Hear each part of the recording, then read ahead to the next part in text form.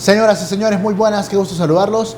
Bienvenidos a un programa más de Voces de un Diálogo, siempre con los temas que generan impacto en el país. Hoy tenemos un programón, como siempre, con un invitado de lujo.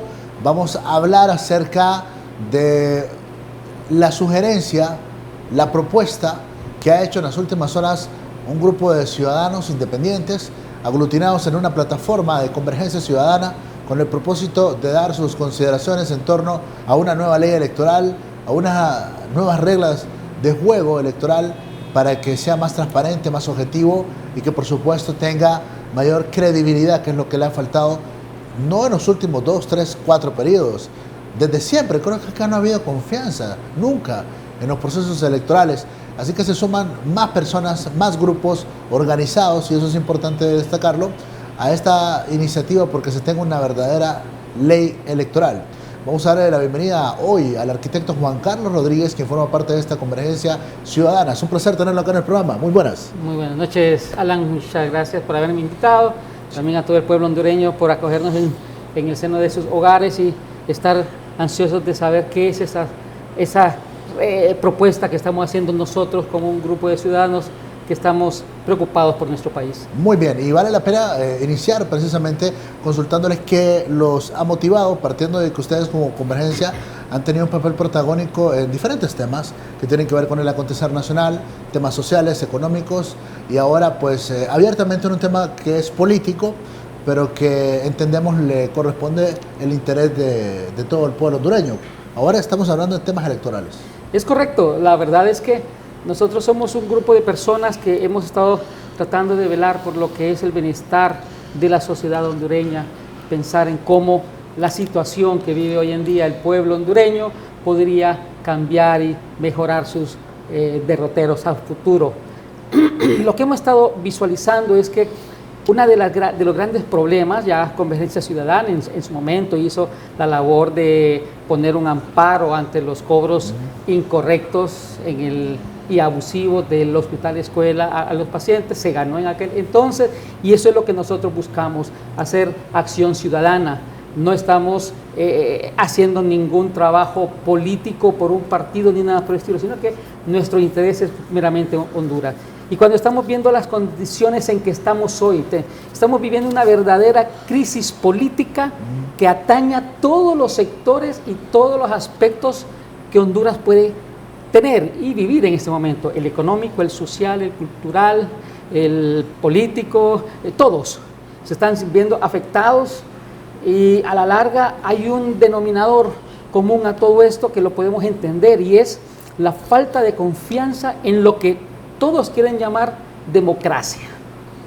Si nosotros nos damos cuenta, todo el tiempo que hemos vivido en esta disque democracia, nos damos cuenta que la democracia como tal no existe en Honduras, sino que sencillamente ha sido tiempos en los cuales un caudillo quiere hacer lo que se le antoja porque ganó como un partido político, pero luego es el mandamás de todo. Y es lo que estamos viendo hoy en día. También lo miramos en el pasado y nos damos cuenta que el problema es no tener la democracia, es dejar que los políticos, en su forma más descarada, podemos decirlo así, lleguen al poder a buscar qué hacer con este país, qué agenciarse de él, hacer lo que se les antoja, y los hondureños solo nos toca estar esperando cada vez que pasen los 4 años para ver si hay otro redentor en el futuro próximo para poder cambiar las condiciones. Entonces nos damos cuenta, un país sin democracia es un país perdido.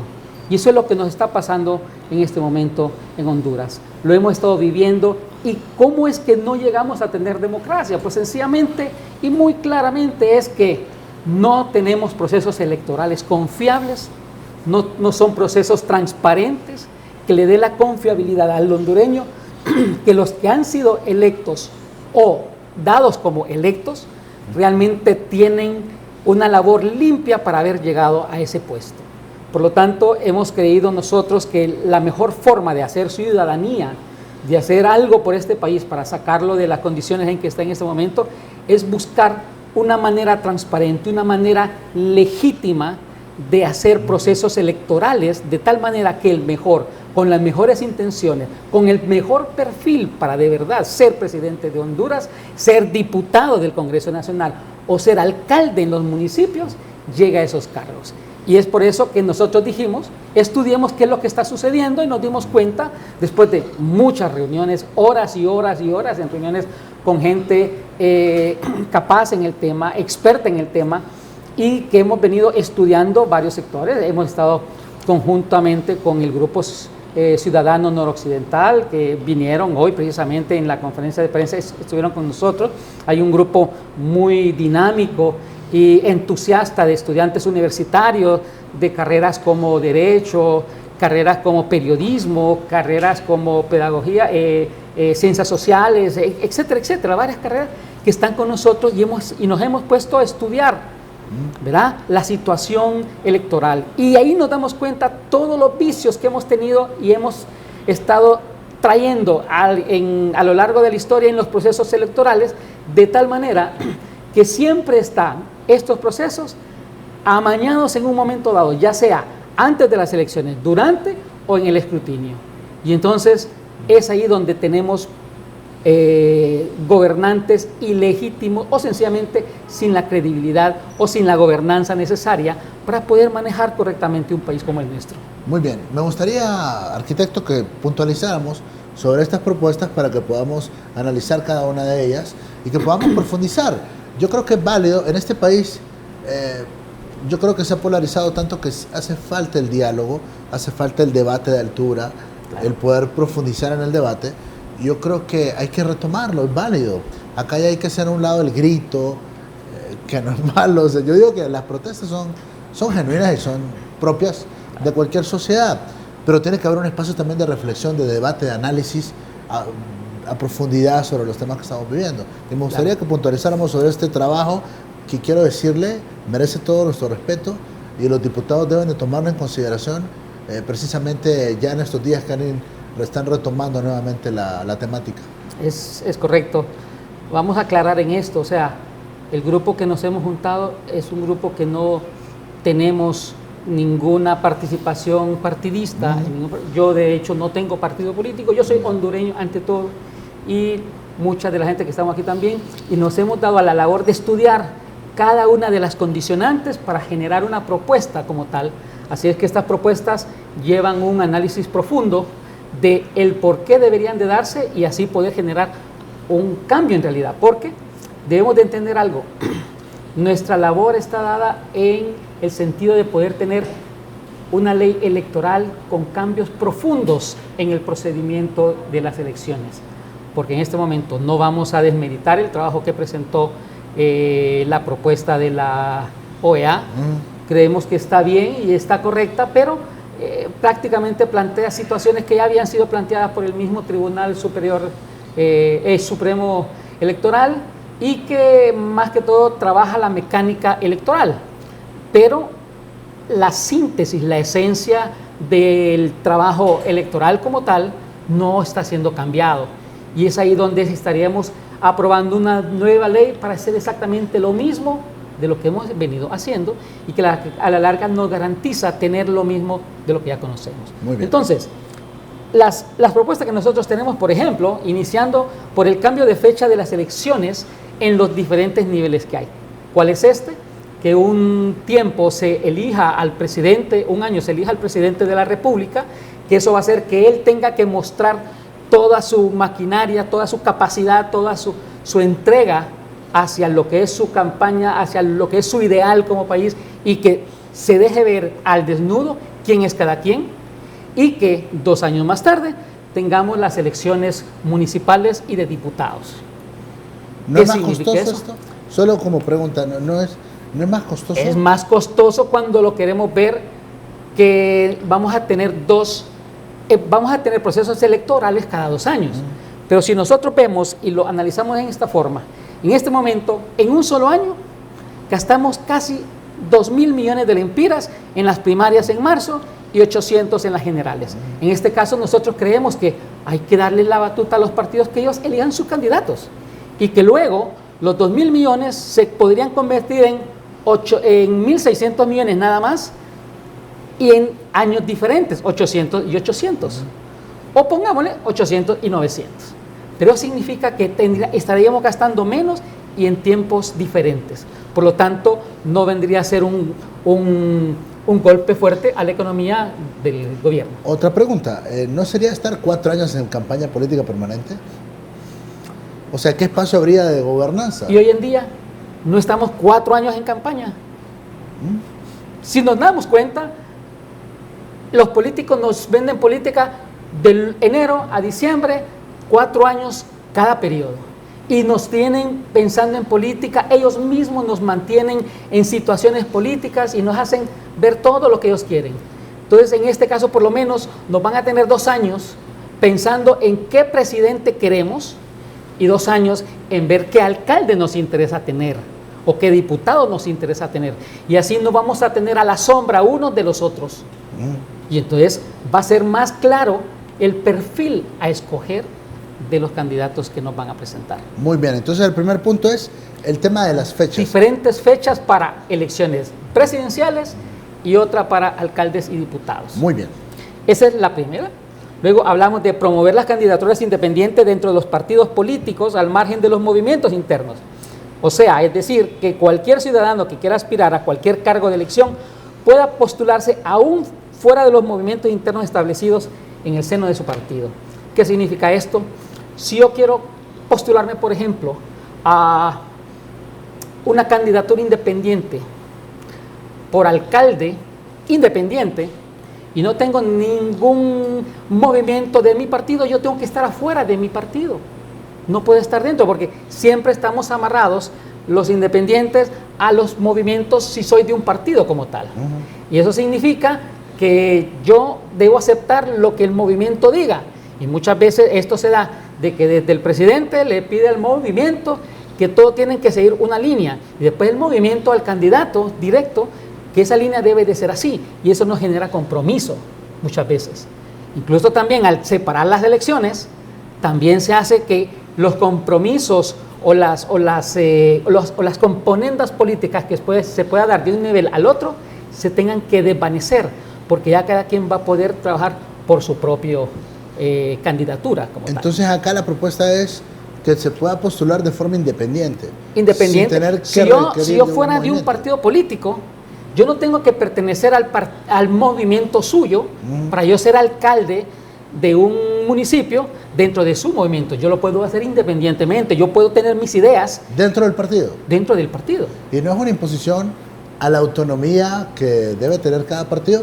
Le estoy haciendo preguntas en base a la realidad política. Eso es democracia, más bien. Yo tener la posibilidad. Si yo no pienso, si en un partido hay 3 movimientos y a mí no me agrada el pensamiento de ninguno de ellos, puede irse independiente. Yo puedo irme. En este momento no. En este momento no. En este momento no. Y de hecho que tengo el ejemplo perfecto para eso. Fíjese que Esdras Amado López, por ejemplo, estaba en Libre y quería postularse para una reelección a diputado desde su movimiento base.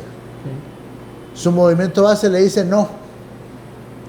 Y se siguen todas las instancias, la pelea legal, porque él quiere postularse.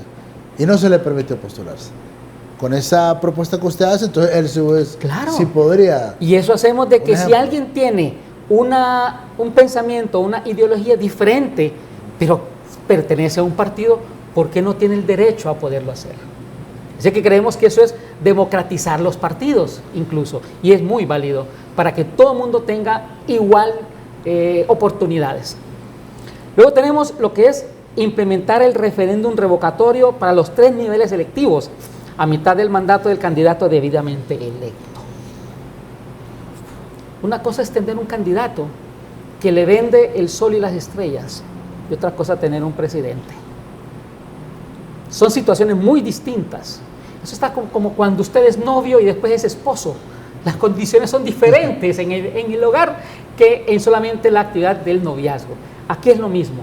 Un candidato se presenta con todo lo que quiere y de repente cuando ya queda de presidente y toma su puesto, o un diputado también puede ser, porque aquí es a todos los niveles. Un diputado, si vemos que dice que va a hacer esto, que va a hacer lo otro, y de repente solamente llega a ser un títere de un movimiento o de un partido, nosotros no lo mandamos para ser un títere, lo mandamos para legislar, para que tenga pensamiento, que tenga cabeza y que pueda razonar cada voto que él va a emitir en el Congreso Nacional.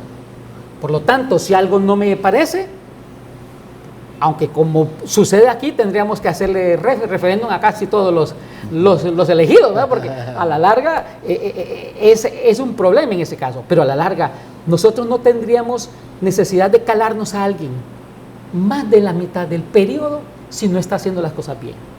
Eso es algo que se ha platicado antes en el ambiente político, en el ambiente de la sociedad, y creemos que es válido. Vea, un pueblo debe tener derecho a decirle: usted fue electo por 4 años, pero está siendo tan malo que nosotros que lo pusimos lo tenemos que quitar. Y le dimos 2 años para demostrarlo. No pasó la prueba, señor, va para afuera. Es democracia, también es democracia eso. Muy bien. Luego tenemos la segunda vuelta, o balotaje, como se conoce también, donde cualquier candidato a nivel presidencial que obtenga menos de un porcentaje definido por la ley tendrá que ir a una segunda vuelta con el propósito de tener en una segunda ronda electoral un mayor número de electores, por ende una mayor legitimidad por parte del elector. ¿Qué significa eso? Lo que estamos viendo hoy. Un presidente que llega con, ¿cuánto fue? 23%, 32, creo que 33, bueno, 30 y pico, la tercera parte. ¿Y qué pasa con las otras 2/3 partes? Cualquiera dice: no, es que se da que luego la oposición se junte. Bueno, eso es la segunda oportunidad, que el que ganó o quedó cerca pueda demostrar que debe de ser el ungido también. Veámoslo por el otro lado. No lo veamos porque no me conviene a mí hoy, que tengo un buen caudal electoral, pero cuando sí tengo una oposición, se me junta y me votan, eso es decisión del pueblo. También se llama democracia. Y ahí, si la democracia y el pueblo se equivoca eligiendo al otro, tendría el revocatorio para sacarlo a los 2 años. Entonces, Sí, a la larga, todo está concatenado. Claro, todas estas están entrelazadas precisamente porque son reformas profundas, integrales como tal, que vienen a mejorar las condiciones electorales del país. Entonces la segunda vuelta es algo que la gente lo quiere, lo hemos estado monitoreando y la gente quiere, porque definitivamente no quiere seguir con gobiernos débiles, porque muchas veces el problema no es el gobierno débil, sino que el poder lo haga fuerte para mantenerse.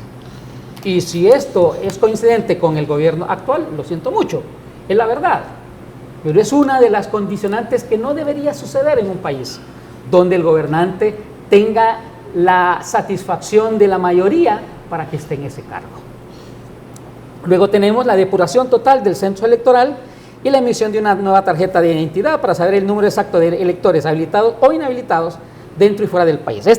Pues ya está en camino, se está trabajando en ella, lo sabemos todo, pero debemos de estar claros que en el camino que se esté trabajando hasta el momento en el que ya tengamos un censo electoral, no vayan a meter las manos. ¿Qué significa eso? Recordemos que los directores, los magistrados o los concejales, no sé cómo, no recuerdo en este momento cuál es el cargo exactamente, creo que es magistrados del Registro Nacional de las Personas, sencillamente son de 3 partidos políticos, cuando es un ente que debería ser eminentemente técnico. Sí.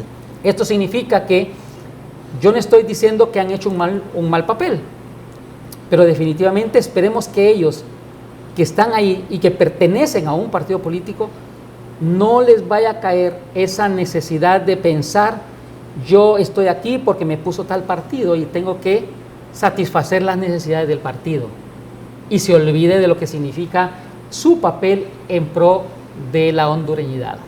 Entonces esto se está dando, pero hay que tener ojo que no se vaya a desviar la atención de lo que, para lo que están ellos nombrados ahí. Muy bien. Tema del Registro Nacional de las Personas, fundamental. Claro. Luego tenemos otro que es, el sexto, es el implemento del voto electrónico o escrutinio electrónico electoral, es decir, la sistematización del voto para que todo el proceso se haga de forma automatizada.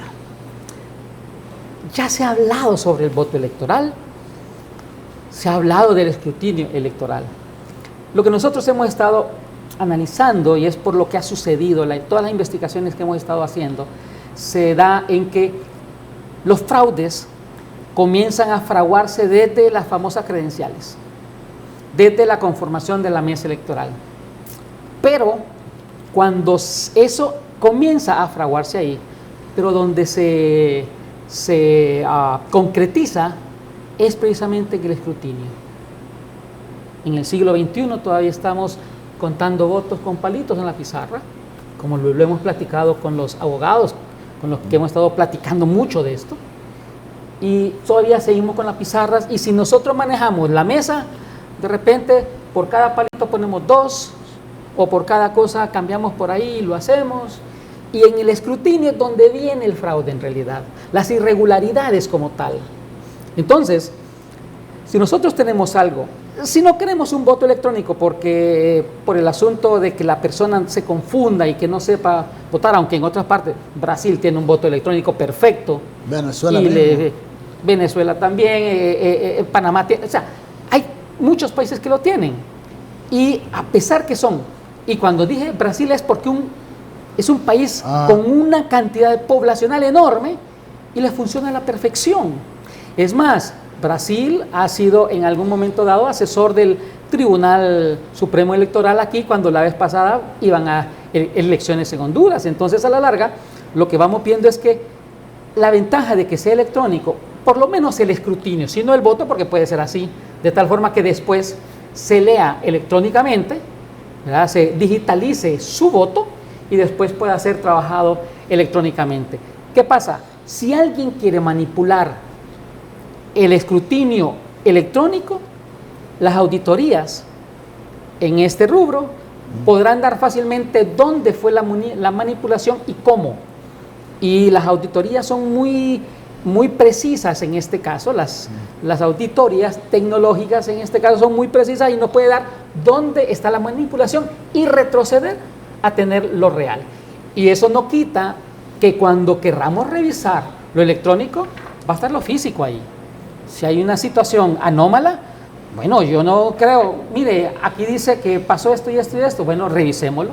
Se van a lo físico, chequeamos y ahí nos damos cuenta si realmente se dio. Mientras tanto, esto nos quita también esos escrutinios donde se va la luz, donde se cambia la tendencia, donde a los 7 días todavía no tenemos resultados y podríamos tener un resultado final en menos de 24 horas.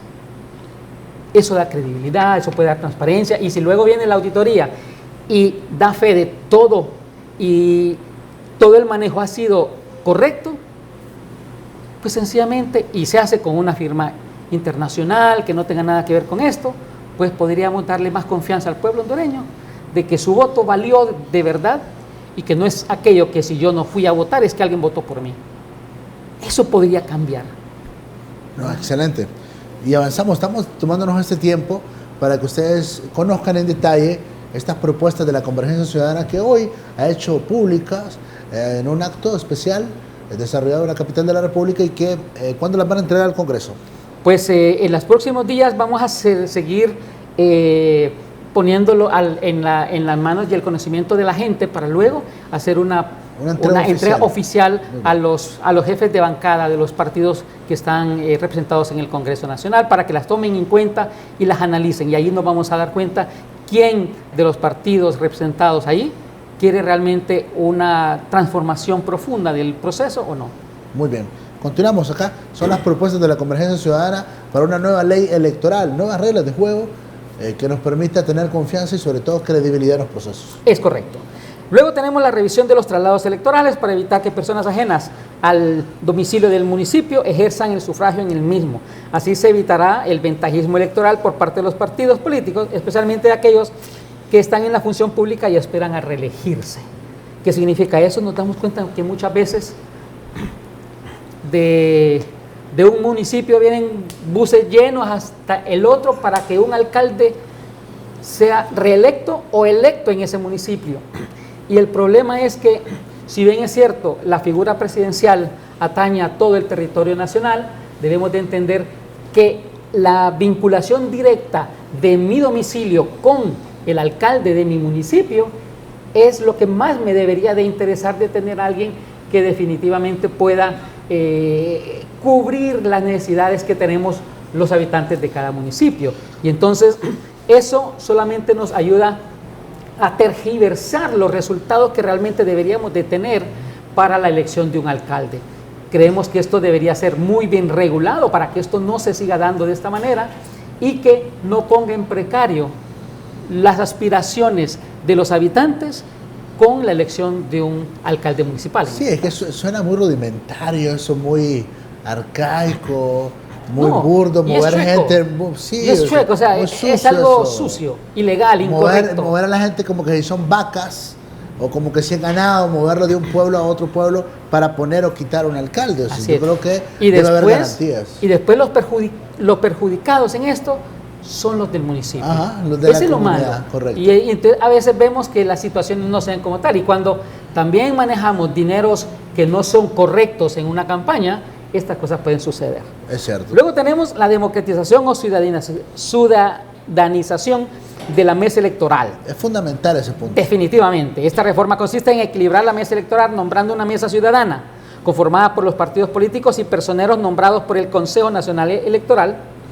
quienes fungirán como supervisores de la mesa electoral, los que tendrán voz y voto junto con los demás representantes.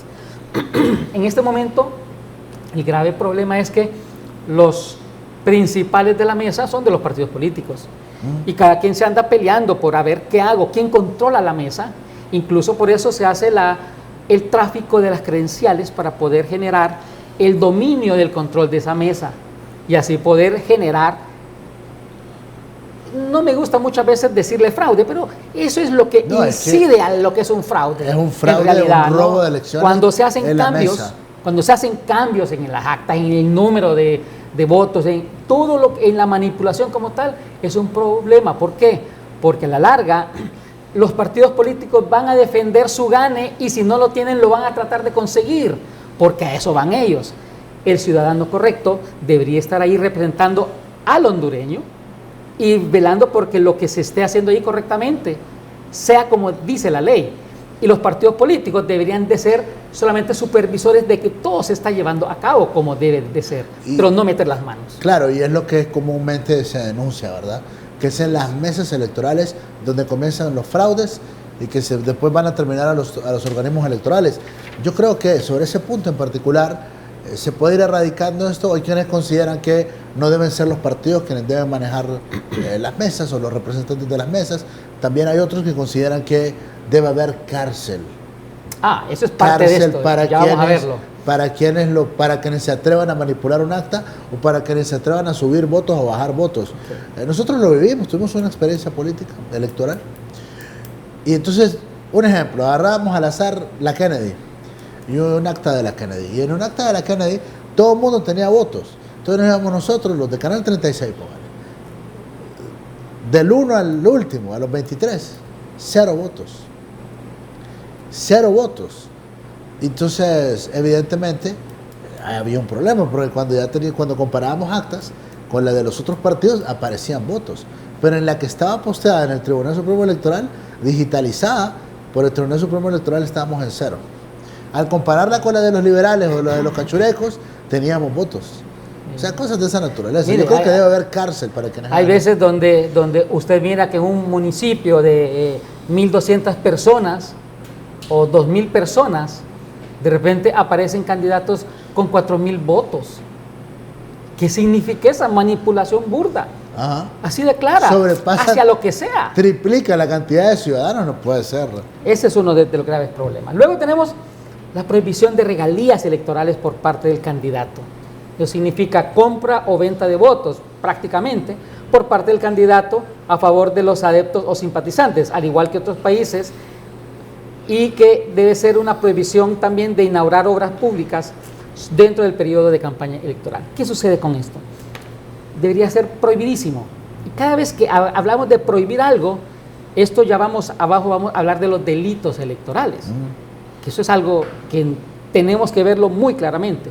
En este caso, nosotros vemos que cuando estamos en campañas, principalmente los que están en el poder en ese momento, andan dando a cualquier tipo de regalías de parte del gobierno para poder adaptarse lo que son votos o estar inaugurando o estar la vez pasada, por ejemplo, y eso sí lo voy a decir, porque también nosotros que nos manejamos en el asunto del combustible, nos damos cuenta que la decisión de congelar los precios de los combustibles en el tiempo de elecciones, noviembre y diciembre, sencillamente era para tener un precio estable y que no le afectara en las elecciones. Lo que hoy todavía lo estamos pagando y nunca nos han dicho todavía, y lo repito aquí hoy, le hemos pedido a las autoridades respectivas que nos digan cuánto es lo que nos va a tocar, cuánto fue lo que nos costó, cuánto fue lo que nos va a tocar pagar y cuánto es lo que hasta cuándo lo vamos a seguir pagando. Porque si nos damos cuenta, esa fue una acción electoral que la hizo el gobierno de turno, pero que la estamos pagando todos nosotros. Cuando andamos allá, andan haciendo brigadas, dando medicinas que dice ahí, propiedad del Estado de Honduras, o dando bolsones, dando de todo.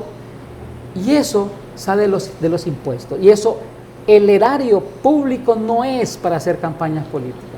Entonces, esto es algo que debería ser prohibidísimo. Luego, tenemos la creación de las juntas ciudadanas electorales municipales y departamentales. Estas figuras son necesarias para la toma de decisiones y resolución de cualquier tipo de conflicto a nivel municipal o departamental. Hoy en día tenemos los consejos locales, municipales y departamentales, pero todo se maneja aquí en Tegucigalpa. Cuando hay elecciones, todo se maneja aquí. Ellos están pintados ahí prácticamente y solamente trabajan en el tiempo de las elecciones. Nosotros creemos que las juntas ciudadanas, primero, no serán trabajadas por los partidos, deben ser trabajadas por los ciudadanos, gente común, gente sencilla que quiere democracia.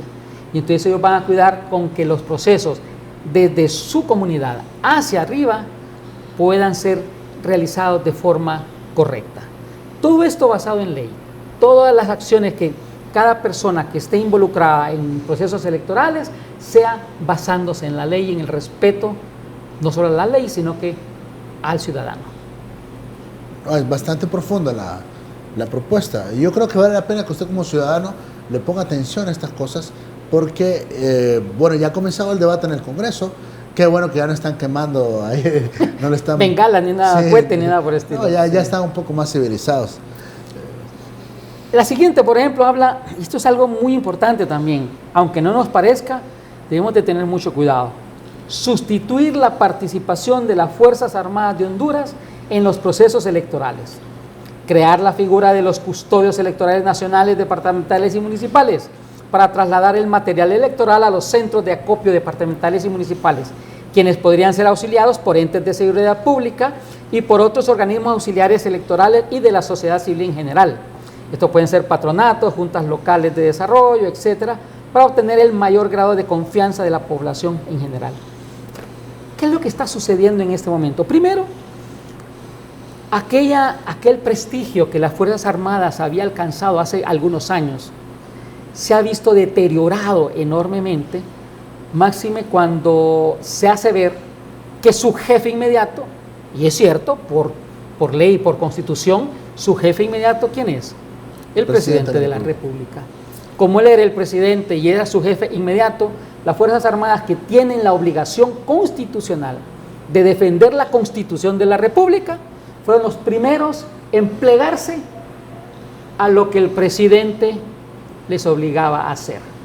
Mediante una burda sentencia de la Sala de lo Constitucional, de quienes ellos no tenían potestad de hacerlo, lo hicieron y con eso andan vendiendo confites y agarraron, inmiscuyeron en un delito constitucional, realmente, porque está en la Constitución, a las Fuerzas Armadas. Y eso ha hecho que vayan perdiendo credibilidad ante el pueblo hondureño. Y como esto es algo que va directamente y tiene que ver con la democracia y lo electoral, ellos ya no son la entidad que deberían de estar manipulando, ni cargando, ni manejando las urnas, porque también así pueden ser juez y parte y entonces ya se pierde la credibilidad como tal. Nos comentaban la vez pasada y averiguamos de ese caso. En Costa Rica, ¿sabe quiénes son los que manejan las urnas? Las organizaciones Scout. Y allá se maneja perfectamente todo. Claro, ellos tienen también ideales como Scout que ellos tienen que respetar y son bien confiables por eso. Y la ciudadanía los respeta por eso y les ayuda a que todo el manejo sea correcto. Aquí debería ser lo mismo. Hay que buscar la organización adecuada y si es por asunto de resguardo, pues ahí está la policía para que los resguarde, pero no para que los maneje. Las urnas deben ser manejadas por los custodios electorales, que son los que han sido capacitados en su momento para manejar eso, el material electoral, desde que lo llevan, lo ponen en la mesa, chequean cómo está todo, lo agarran, lo traen y lo presentan ante el organismo supremo para que resguarde las urnas. Entonces, ustedes proponen que no, las Fuerzas Armadas no participen. Deben ser sustituidas, sí. Deben de ser sustituidas. ¿Por quiénes? Eso es lo que habrá que ver. Hablábamos del ejemplo de los scouts, hablamos del ejemplo que podría ser alguna organización.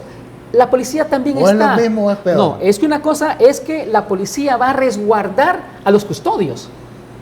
La policía no va a manejar urnas, ni las va a llevar, va a resguardar, va a dar seguridad a los custodios, que ellos sí son los que van a tener el manejo de la urna y es el que va a decidir en qué momento se va a trasladar, cómo se va a trasladar, y no van a soltar esa urna desde que la retiran de la mesa hasta que la entregan en las bodegas del Consejo Nacional Electoral. Ellos son los que van a manejarla y la policía solamente va a resguardar, va a dar seguridad, así como la policía podrá tener también, como es lógico, el resguardo de todos los espacios electorales en el día de las elecciones. ¿En qué medida podría agravarse esta situación si se les permite a los policías y a los militares ejercer el sufragio? ¿Cómo ya se ha planteado esa posibilidad? Pues la verdad es que eso se ha planteado como que tienen el derecho. Bueno, yo creo que en Honduras debemos de entender que las condiciones son diferentes a otros países. Hablan mucho de que en Estados Unidos los militares ejercen el sufragio, pero Estados Unidos es otra mente, otro manejo de la política. Aunque tienen sus triquiñuelas, hay respeto en algunas condicionantes. En Honduras no. En Honduras ellos no pueden ser juez y parte, ellos no pueden estar manejando, cuidando urnas, ni manejando urnas, ni tampoco son gentes que deberían de ser politizadas, porque entonces estaríamos, no solamente como estamos haciendo ahora, dividiendo a la población hondureña, estaríamos también dividiendo a quienes nos resguardan, ya sea la policía o los militares, ¿verdad? Los estaríamos partiendo entre un partido con el otro, porque hoy en día nosotros podemos ver, en la situación que estamos, nosotros vemos cómo unos jalan unos para hacer manifestaciones para acá y otros jalan por otro lado para hacer manifestaciones por el otro lado también. ¿Qué significa eso? No es que estamos queriendo sanar las heridas para unificar a la sociedad hondureña, lo que estamos haciendo más bien es resquebrajándola más y desuniéndola, lo que le conviene a unos pero no le conviene al país. Luego tenemos otra, ya faltan dos más solamente. Muy bien. Y otra es la revisión de los techos para la financiación de los partidos políticos y exigir que la nueva ley electoral contenga sanciones, multas y lo que son las inhabilitaciones reales a sus infractores. Ya tenemos una ley de política limpia. De política limpia, pero definitivamente no tiene el colmillo. Está siendo manejada por los partidos. Hemos escuchado claramente cómo se manifiesta que si algo está mal, un partido se puede poner en acuerdo con el otro para dejar que uno lo pase, para que el otro también lo pase, y etcétera, etcétera, etcétera. Un país como el nuestro, con estas limitantes económicas que tenemos, es un absurdo que una campaña presidencial pueda tener cada candidato casi 500 millones de lempiras de techo de campaña. Es exorbitante. En otros lados, los candidatos presidenciales, aún así, tienen la obligación de respetar que por día solo pueden sacar tantos anuncios publicitarios, en tal medio o en el otro medio o en el otro medio. Les ponen techo para todo. Tienen techo real y se ajustan a la realidad de un país. Aquí 500 millones de lempiras, ¿cuánto podríamos hacer con 500 millones? Y se utiliza para campaña. Entonces creemos que esos techos tienen que revisarse y luego aquel que se pueda hacer unas auditorías reales que nos puedan dar la posibilidad de definir, usted tuvo una infracción en esto, usted va a pagar de esta manera. Y ahí es donde viene el tercero, que entre lo de las mesas, entre lo de la política limpia, entre todo aquello, es el siguiente, que dice la creación de los delitos electorales e incluirlos en el nuevo Código Penal, así como la capacitación permanente de la Fiscalía de Delitos Electorales, esto debido a la falta de justicia y la impunidad electoral que distorsiona los procesos electorales y reduce la función de los partidos políticos a responder a beneficios particulares y partidarios y no a favor de la ciudadanía hondureña.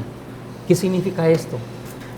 Nosotros vemos cómo se pueden pasar del techo de financiamiento, pueden adulterar un acta, pueden vender credenciales. Descaradamente. Y usted puede ir a denunciarlo.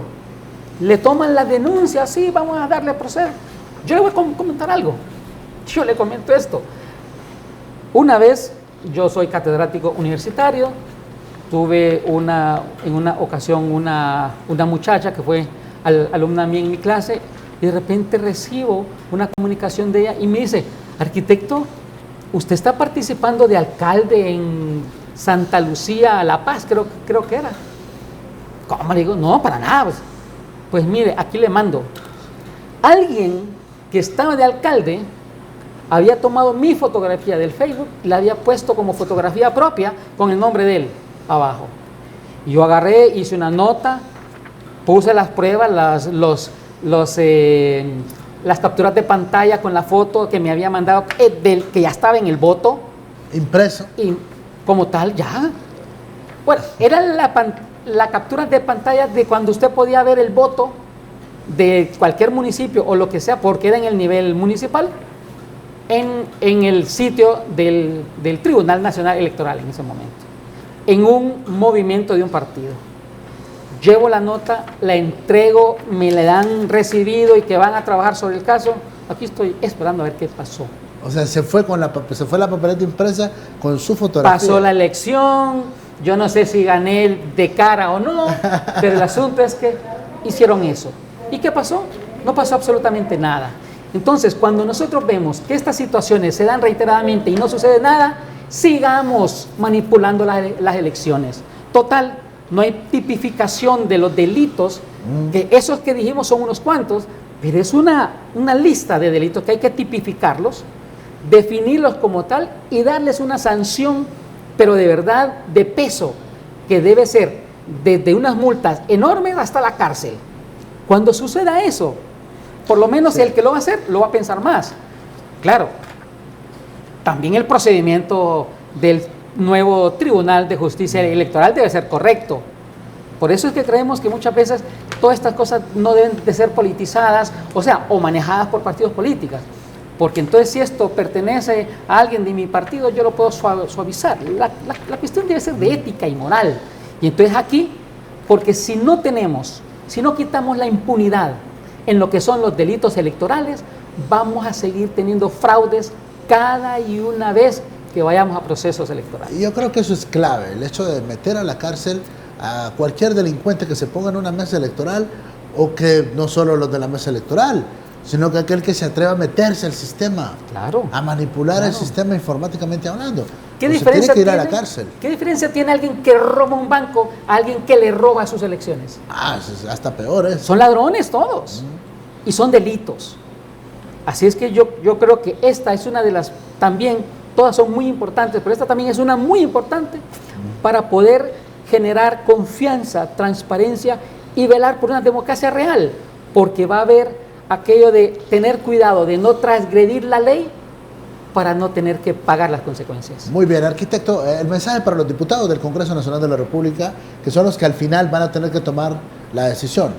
Son ellos los representantes del pueblo, querramos o no querramos, ellos son los que van a tener que plantear en su debate una ley, la aprobación de una ley que traiga beneficios o no para el país, en un nivel de credibilidad, que por fin podamos tenerlo.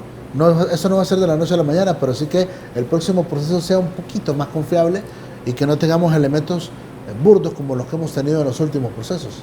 ¿Qué mensaje a los diputados? Pues yo voy a comenzar por repetir lo que usted mismo acaba de decir. Representantes del pueblo hondureño. Si ellos son representantes del pueblo hondureño, deberán hacer ver a sus partidos políticos correspondientes la necesidad de satisfacer la necesidad del pueblo. ¿Cuál es? Tener democracia y ver porque realmente podamos tener una confiabilidad de los procesos electorales, donde el diputado que esté en contra de procesos adecuados, que esté en contra de procesos amañados, de que sean correctos y que le gusta lo amañado porque se han acostumbrado a eso, el pueblo hondureño deberá de saber que no los necesitamos como representantes. En este caso, estas propuestas que hace la Convergencia Ciudadana se las hace primero al pueblo hondureño, para que se apodere de ellas, que las estudie, que comiencen a socializarlas entre todos los vecinos de la comunidad, entre todos los amigos, entre todos los correligionarios, y que se apoderen en querer tener un Honduras mejor. La mejoría de un país comienza por su democracia. Si no queremos ver esto, por lo menos que lo discutan, y podemos discutirlo a profundidad cada uno de ellos. Si de todos ellos vemos que la mayor parte o todos beneficiarían realmente a la ciudadanía hondureña, creo que no deberíamos de tener ningún diputado en contra, porque esto es para Honduras. Muy bien, quiero agradecerle mucho por ese tiempo, arquitecto, porque yo creo que sí tenemos que tomarnos este tiempo para poder conocer en detalle esta propuesta, que les ha tomado a ustedes un trabajo importante, serio, considerable, que queremos reconocer hoy acá en el programa. Así que estamos pendientes de ver cómo evoluciona. Arquitecto Juan Carlos Rodríguez, hoy acá en Voces de un Diálogo. Esperamos que hayan estado atentos. Es una propuesta seria, es más, la conocemos en detalle, son muy puntuales, y yo creo que vale la pena el poder valorar este tipo de situaciones. Vamos a ver entonces, ahora que se han reanudado las actividades legislativas, entre comillas, vamos a ver ahora si estos consensos de verdad son para el pueblo hondureño o es para beneficios particulares de la clase política tradicional. En nombre del ingeniero Bastián, Carlos también, que está acá en la producción, señoras y señores, yo soy Alan Fiallos, con permiso. Ella es Marta, enfermera y hermana de Camila. Camila es maestra en varias instituciones. Marta y Camila cumplieron el sueño de ellas y de doña Marta, su mamá. Después de muchos años de alquilar, hicieron posible el sueño de ser dueño, con el programa masivo de vivienda más grande en la historia del país, Fuerza Vivienda. En conjunto con el sistema bancario y el sector construcción, te da la oportunidad de comprar tu casa con el aporte del bono para vivienda social que otorga el gobierno de la República. Acércate a tu banco y escoge el plan que aplica a tus ingresos. Dale a tu familia un hogar. Juntos hoy construimos el sueño de ser dueños. Fuerza Honduras. Presidencia de la República. Cooperativa Sagrada Familia cuenta con un comité de educación, departamento de educación y proyección social, los cuales son los encargados de las actividades en diferentes áreas, brindando programas de formación cooperativista, financiera y ocupacional. Comprometidos con el medio ambiente, realizamos actividades de reforestación en diferentes zonas del país. Apoyamos la salud a través de la entrega de medicamentos y consulta gratis en nuestras brigadas de salud. Anualmente, Cooperativa Sagrada Familia invierte más de 5 millones de lempiras en actividades de gestión social. Gracias a su confianza retribuimos en obras de beneficio social al pueblo hondureño.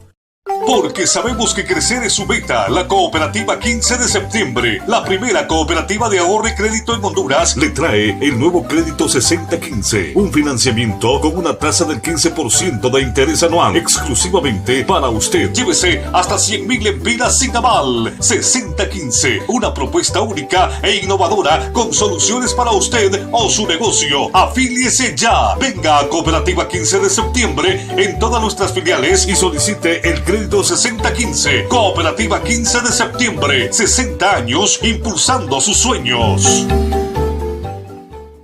Ahora, más noticias. Miles de personas que protestaban por la... Más cobertura periodística.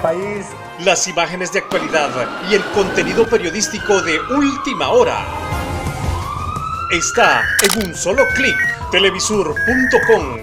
el sitio web líder en noticias, televisur.com.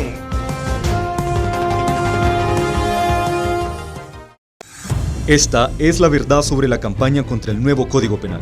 El nuevo Código Penal crea delitos contra la corrupción privada, para castigar no solo al funcionario corrupto, sino que también al corruptor. Incluye penas para los que hacen retenciones a los trabajadores para el Seguro Social, Infop o RAP y no los entregan a estas instituciones. Incluye delitos contra nuevas formas de contrabando y evasión fiscal, que el actual Código Penal no tiene. Por esto es que hay sectores que no quieren que el nuevo Código Penal entre en vigencia. Congreso Nacional, abierto, plural y democrático.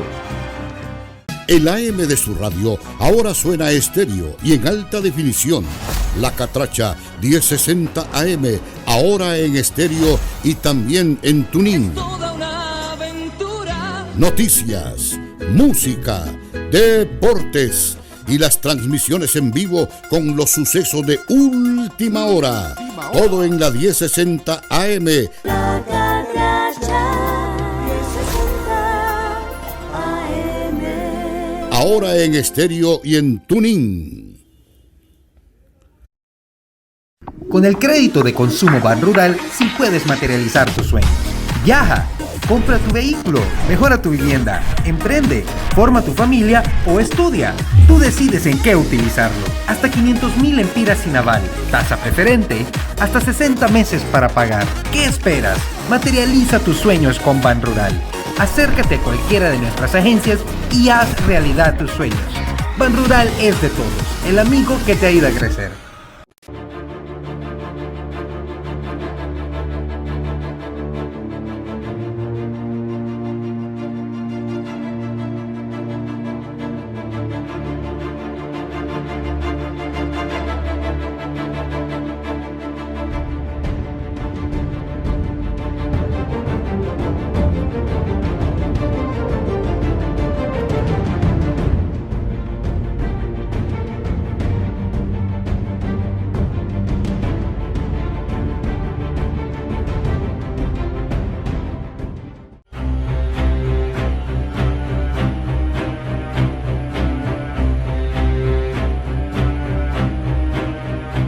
Estamos hablando que en el periodo del 2014 al 2019, 23 extradiciones, 6.143 detenidos por tráfico de droga, 4.839 por extorsión, 19 narcolaboratorios destruidos, 259 pistas inhabilitadas,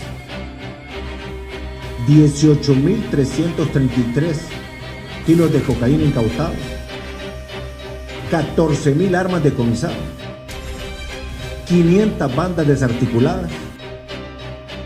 Y no voy a retroceder ni un milímetro en la lucha contra los narcotraficantes, los otros criminales. No nos van a detener. Voces de un diálogo. Bienvenidos a un programa más de Voces de un diálogo, donde se abordan temas de impacto. Ha procesado a medio mundo y no le ha pegado absolutamente nada. Con los diferentes protagonistas del acontecer nacional. El contrato social entre los gobernantes y los gobernados. Pero los que tenemos algunos kilómetros ya recorridos, Alan. Si los entes judiciales son imparciales. Evitar que se siga yendo la gente para allá. Hay gente honesta, gente interesante dentro, pero dialogan sobre los temas más importantes que se generan en nuestro país. Ha perdido, si es que alguna vez la tuvo. La sociedad que tenemos ahora no es la sociedad que tenemos hace 10 años. Al estilo único de Alan Fiallos. Algunos lo perciben así, otros consideran que es que se está haciendo justicia. Voces de un diálogo, todos los días a las 8 de la noche, solo por Cholusat Sur, Canal 36 y nuestras redes sociales. En Cholusat Sur creemos en los principios y valores cooperativos. Estamos convencidos que el movimiento cooperativo debe estar en el centro de la creación de una economía más sostenible y equitativa.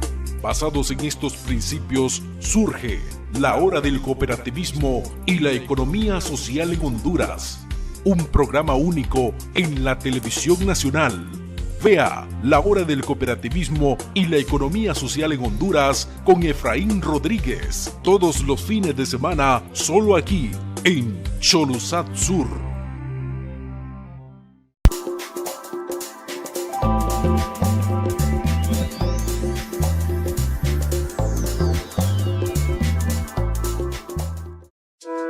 Cholusat Sur presentó Voces de un Diálogo.